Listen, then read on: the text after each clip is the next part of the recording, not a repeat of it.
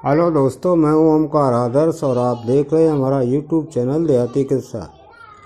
इसमें आप सुनते हैं मज़ेदार देहाती किस्से जो किसी समय प्रचुर मात्रा में हुआ करते थे और मनोरंजन का एकमात्र साधन थे। तो ज़्यादा समय न लेते हुए आइए सुनते हैं ये मज़ेदार देहाती किस्सा। उससे पहले अगर आपने चैनल को सब्सक्राइब नहीं किया है तो कृपा करके सब्सक्राइब ज़रूर करें और शेयर तथा लाइक भी कर लें।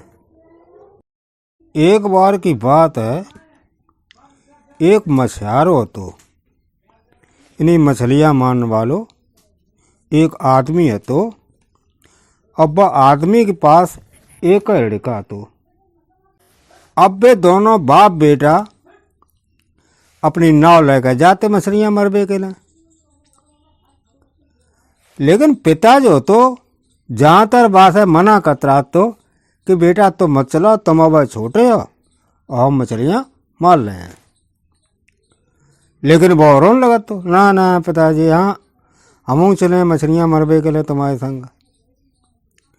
लेकिन वो बार बार जवाब दे दे तुम्हें चारो, ना बेटा तुम समुंदर में जयबे के लिए अब बहुत छोटे हो, कोई तूफान आ जावे या कछु हो सकता है, तुम थोड़े बड़े हो जाओ तब चलना। और अगर मौसम ठीक है, समुंदर शांत हो तो ऐसे मान के चलो कि वहाँ सारक आ सकत। और सारक को अगर मौसम हो तो वो का तो हो सकत वहाँ नाव डूब जावे। ऐसे बहाने बनाए दे तो जैसे बच्चा का वो न ल जाए पाए, बच्चा थोड़ा डर पाए। ये सिलसिला बच्चा के 9 साल होवे तक चलते रहो। फिर 9 साल के बाद फिर बाकी बहानेबाजी ना चली। और बच्चा की हट से जब बाकी लड़का ने हट करो तो फिर वह मछुआरे को मछली मरवे के लिए अपने बेटा को संग ले जावे पड़ियो। जब वह समुद्र के पास में पहुंचो है तो बाने मछली पकड़ने के लिए और अपनो जाल तो सो बिछाए दो। और लड़का ने अपने मछली पकड़ने वालों जो कांटो तो वो समुद्र में डाल दो। जब मछुआरे ने अपनो जाल खींचा तो वहां में एक बहुत छोटी सी मछली निकली। और जब लड़का ने अपनो कांटो खींचो तो वहां में बहुत बड़ी मछली निकली। वो लड़का तो मछली को जो देखी है बहुत खुश भो, और तो खुश भो बहाने की देखो जब मछली को हम राजा को दे के हैं और राजा को दीवे के लिए हम खुद जाए हैं वहां पर। बाप बेटा दोनों अपनो अपनो शिकार लेके और घर चले गए। लड़का ने अपने सबसे बढ़िया अच्छे जो कपड़ा थे सो पहने और जो पकड़ के मछलियाँ लाओ वह एक टोकरी में रखी और टोकरी में रख के मछलियाँ को और राजा के पास वो चल दो। मछली को जो साइज देखो राजा ने तो ताज्जुब से आंखें फटी। ने लड़का को अपने पास बुलाओ, मैंने ये ना बेटा, और नौकर से कही कि जब बच्चा को 1000 रुपया दे। फिर राजा ने वह बच्चा से पूछी, बेटा तुम्हारो नाम कहाँ है? पिद्दूजू सरकार जी। अच्छा, बहुत बढ़िया नाम है पिद्दूजू। क्या तो हमारे महल में रहबो पसंद करे हो? हमारी इच्छा जा है राजा ने कही कि तुम हमारे महल में रह, अगर तुम्हें पसंद है तो। लड़का ने कही जी सरकार। सो अपनी पिता की मर्जी से जो पिद्दूजू होते सो महल में रहने लगे और धीरे धीरे वहीं पर बड़े होने लगे। अब का होत जब राजा कीन रहे तो राजा जैसे ठाट बाट, अब वो बढ़िया सिलेक्ट पहनत तो, और बाकी बहुत सारे गुरु होते जो बाय पढ़वो लिखवो सिखोते। अब बाको ना धीरे धीरे जो पिद्दू जू हतो सो बदले गो, और नौ ना बाको एगो है नाइट डॉन पिद्दू जू। इसी समय की राजा की बेटी थी, वह महल में बड़ी हो रही थी। लड़की को नाम जो हतो पिपीना थी। यानी राजा की जो लड़की थी बाको ना पिपीना हतो, और पिपीना थी पिद्दू जी को बहुत प्यार करती थी, बहुत चाहती भाई पिद्दू जी बहुत बढ़िया लगत। तो जब लड़की 17 साल की हो गई तो एक राजा को तो सो लड़का को प्रस्ताव आओ लड़की की शादी के लिए। राजा को तो वो लड़का बढ़िया लगो। जब राजा को वो लड़का बढ़िया लगो तो राजा ने अपनी बेटी से कही, इन्हें ऐसो बेटिया लड़का बढ़िया है और शादी कर ले। तो जवाब में पिपीना ने कही कि हम तो जब पिद्दू जी को प्यार करता है, सुबह ने अपने पिता से कह दे कि वो शादी करे तो पिद्दू जी से करे, और ना तो फिर वह कबू शादी न करे। राजा ने तुरंत पिद्दू जी को बुलाओ और बात है जय कही कि देख मेरी बेटी को दिमाग खराब हो गो, वह केवल तुमसे शादी कर वो चाहते, और जे बात हो ना सकत। जैसे अब तुम ऐसो करो कि जो महल छोड़ के और चले जाओ। लड़का ने कही कि योर मैजेस्टी का आप हमें ऐसे ही भगा दिए। राजा ने कही कि देखो जे कर वो हमें अच्छो तो ना लगत हो, क्योंकि तुम हमारे बेटा के बराबर हो। लेकिन तुम चिंता मत करो, हमारी दया है मेहरबानी है वह तुम्हारे ऊपर हमेशा बनी रहे। सो डॉन पिद्दू जी महल छोड़कर और चलो गो।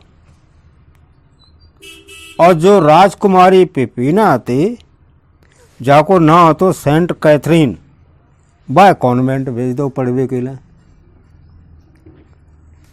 अब डॉन पिद्दू महल से निकल गए और जाकर एक सराय में रुक गए।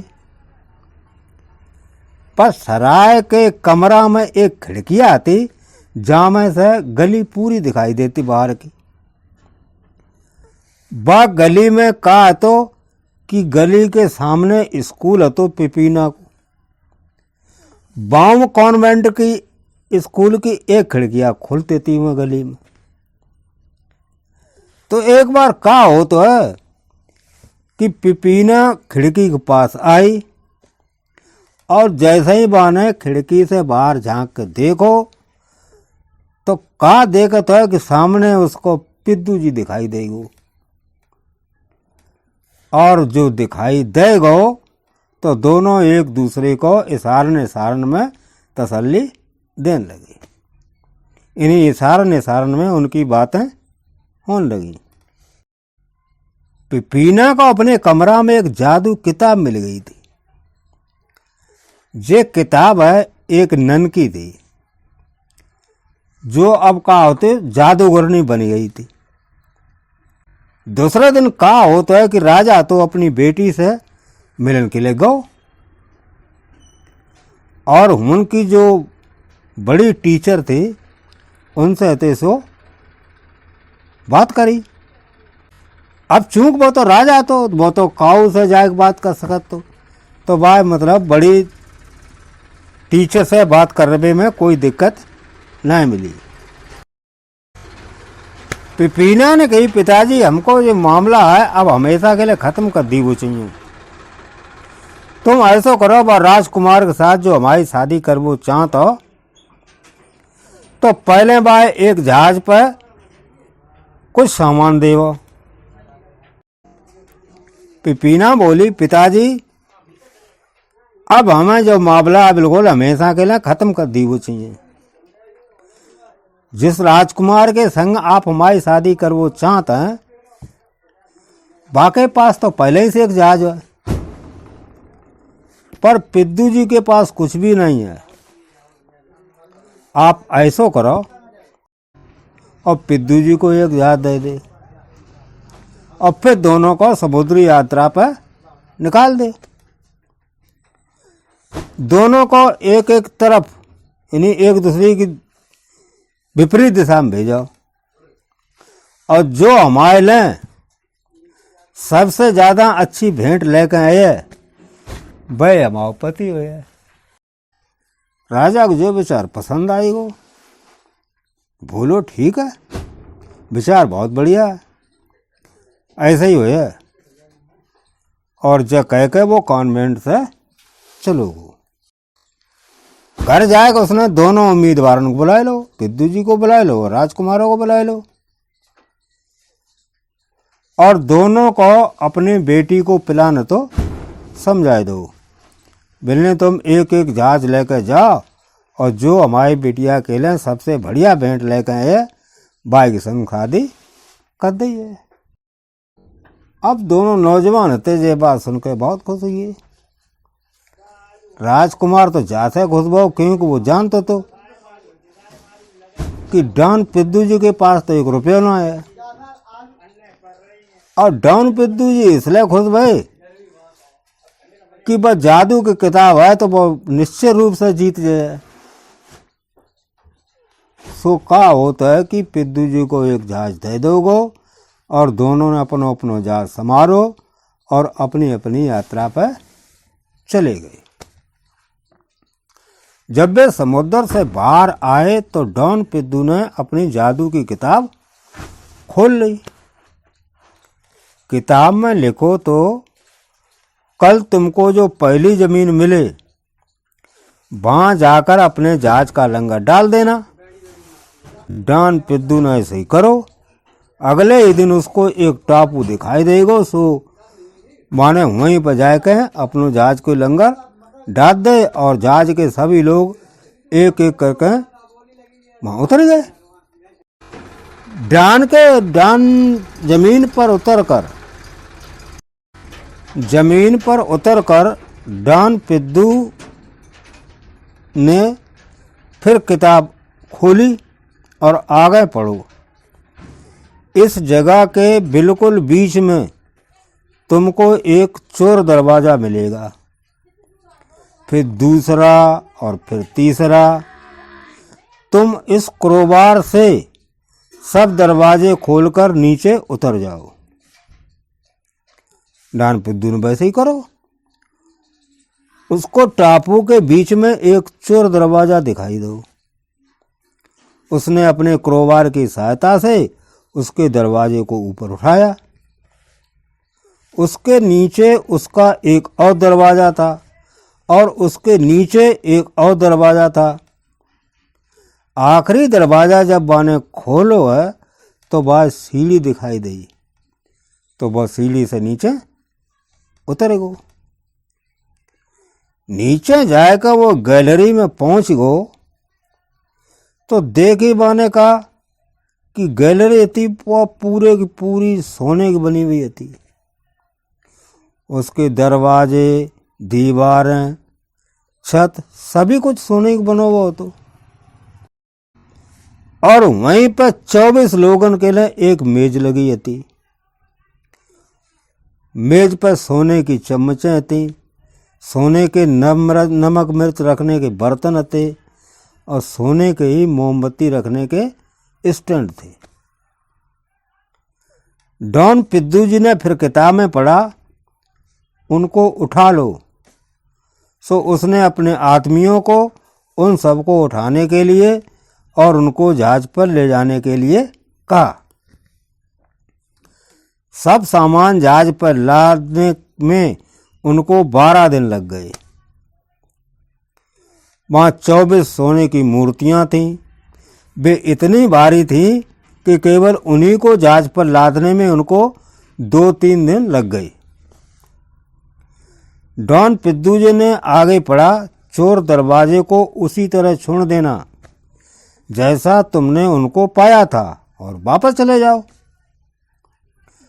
डॉन पिद्दूजी ने वैसा ही किया और ये सब करके माने अपने जहाज के लंगर उठाए दे और टापू छोड़ दो।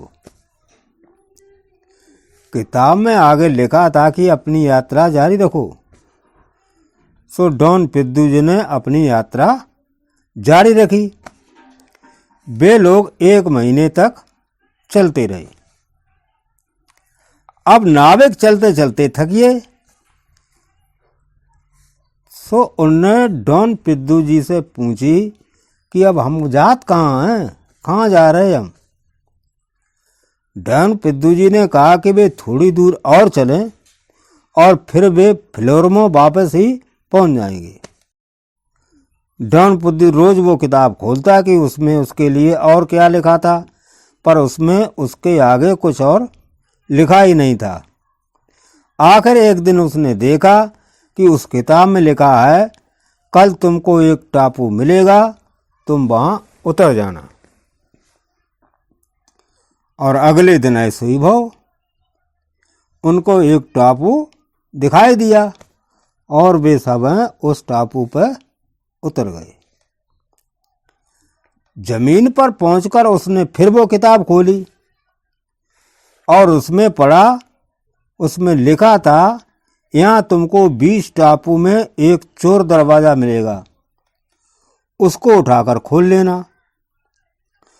उसके बाद 2 चोर दरवाजे और मिलेंगे, उनको भी खोल लेना। उसके बाद तुमको सीढ़ियां मिलेंगी, उनसे नीचे उतर जाना। फिर वहां जो कुछ भी है वो सब तुम्हारा है। इस बार वो दरवाजा खोलने पर डॉन पिद्दूजी को एक गुफा मिली जिसमें सुअर का मांस और चीज लटकी हुई थी और बहुत सारे बर्तन दीवारों के सारे लटके हुए थे। डॉन पिद्दू ने किताब में आगे पढ़ा, यहाँ कुछ खाना नहीं है, पर बाएं हाथ की तरफ लटका 3 नंबर का बर्तन उठा लो। उस बर्तन में एक ऐसा मरहम है जो सारी बीमारियां ठीक कर देता है। सो डॉन पिद्दूजी ने वो बर्तन उठा लो और उसको जहाज पर ले आया।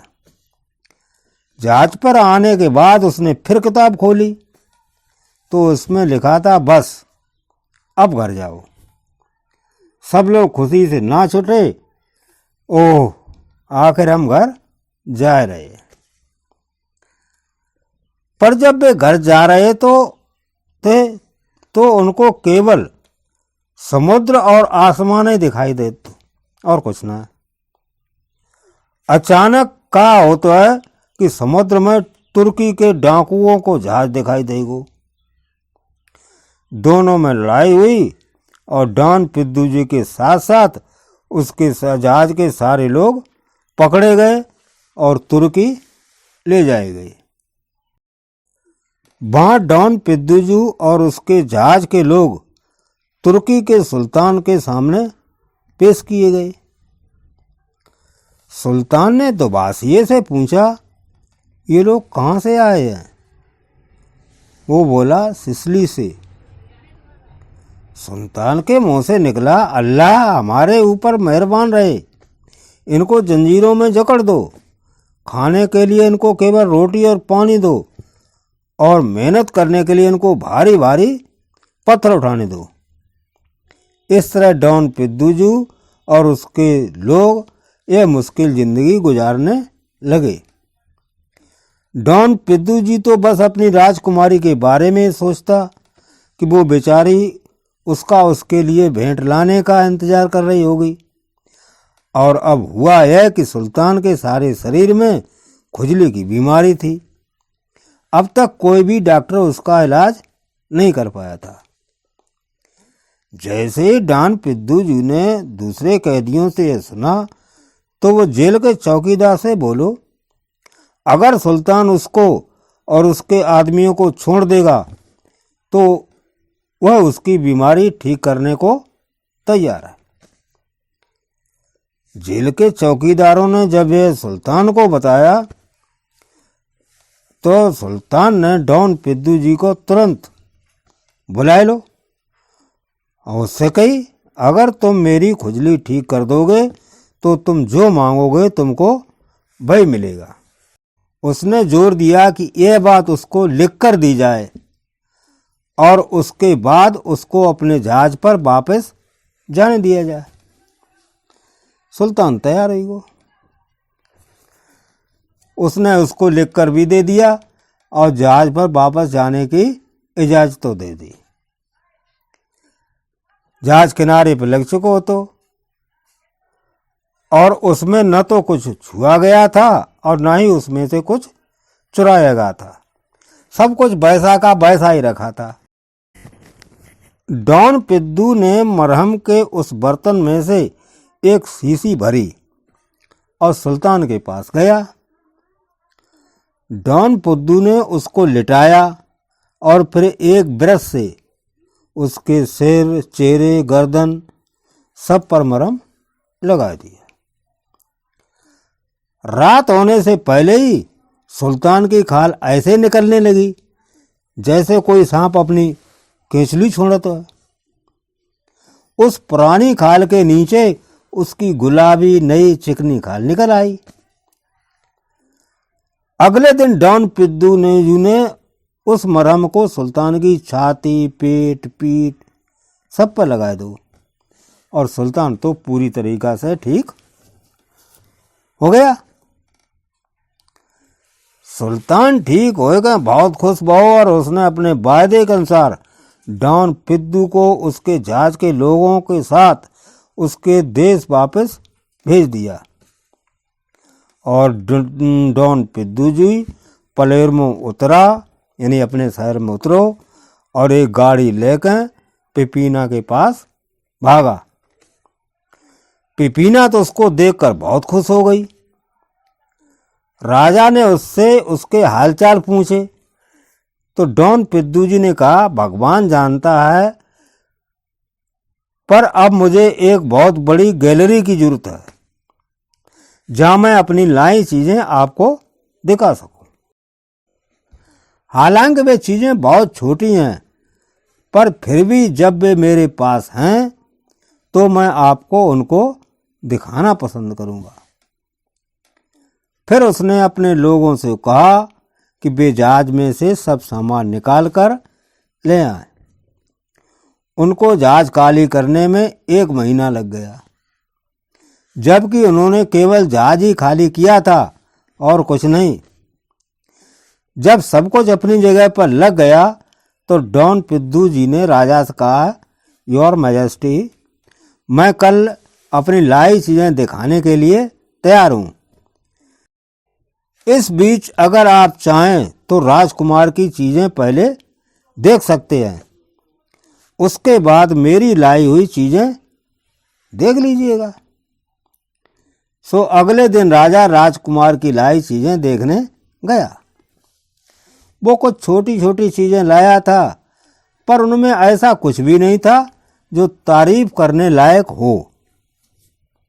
फिर भी राजा ने उसकी लाई चीजें और उनकी बहुत तारीफ करी। उसके बाद डॉन पिद्दू जी का सामान देखने के लिए आए। उसके सब सामान को देखकर तो राजकुमार की सांस ही रुक गई और उसको चक्कर आए गो। वो सीढ़ियां चढ़कर अपने जहाज पर चढ़कर अपने देश चला गया और फिर कभी दिखाई नहीं दिया। भीड़ चिल्लाई, डॉन पिद्दू जी जिंदाबाद, डॉन पिद्दू जी जिंदाबाद। राजा ने उसे गले लगाया और दोनों एक साथ पिपीना को लाने के लिए सेंट कैथरीन कॉन्वेंट चले गए। 3 दिन बाद दोनों की शादी हो गई। डॉन पिद्दू जी ने अपने माता पिता को भी बुलाया। जब से वो महल में रहने आया था तब से उसकी उनको कोई खबर ही नहीं थी। वे बेचारे अभी भी नंगे पैर ही रह रहे थे। उनको उसने इस तरीके से तैयार किया जैसे किसी राजकुमार के माता पिता को होना चाहिए। उसके बाद से उसके माता पिता भी उसके साथ ही महल में रहने लगे।